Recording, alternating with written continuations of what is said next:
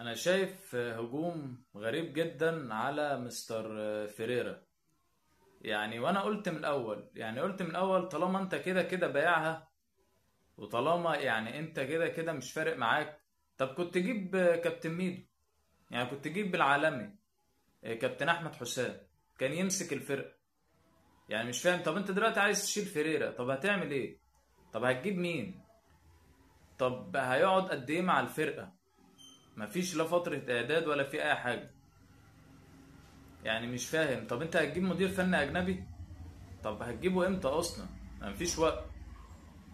انا مش فاهم بصراحة. ادارة الزمالك وجون ادواردون بيفكر ازاي طب احنا هنفرض دلوقتي ان انت شلت فريرة، فرضا شلت فريرة، طب انت هتجيب مين اصلا؟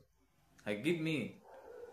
طب ما انت كنت تخلي كابتن احمد حسام ميدو يمسك الفرقة، وعارف في الزمالك وعارف فرقة الزمالك كلها، وهيعرف يتعامل في الوضع دوت، بدل ما كنت تكلف نفسك وتجيب مدير فني اجنبي ودلوقتي عايز تمشيه. طب ما من الاول انت كده كده ميت. انت كده كده ضايع، كده كده ميت. خلاص كنت تجيب كابتن احمد حسام ميدو بقى، كان هو يشتغل مع الفرقه. حتى الفتره دي لغايه ما انت ما تظبط امورك، لغايه ما انت ما تستقر.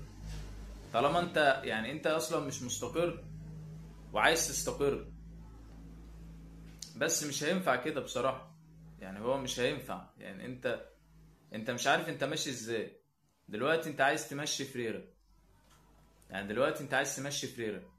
طب انت جبته ليه من الاول؟ انت جبته ليه من الاول؟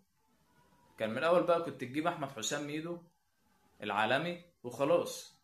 كنت تجيبه وخلاص. طالما انت هتجيب المدير فني اجنبي وهيخسر وهتمشيه. ما هو لازم ادارة الزمالك بصراحة تصارع جماهيرها. لازم يصارحوا جماهيرهم. الدنيا هتمشي ازاي في الفرقة؟ لكن دلوقتي الناس عمالين يلا رحيل فيريرا، كباتن الزمالك رحيل فيريرا. طب ايه اخرتها؟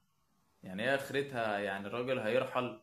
طب هتعمل ايه؟ طب هتجيب مين؟ طب هيشتغل مع الفرقة ازاي؟ بجد حاجة غريبة جدا في نادي الزمالك بصراحة.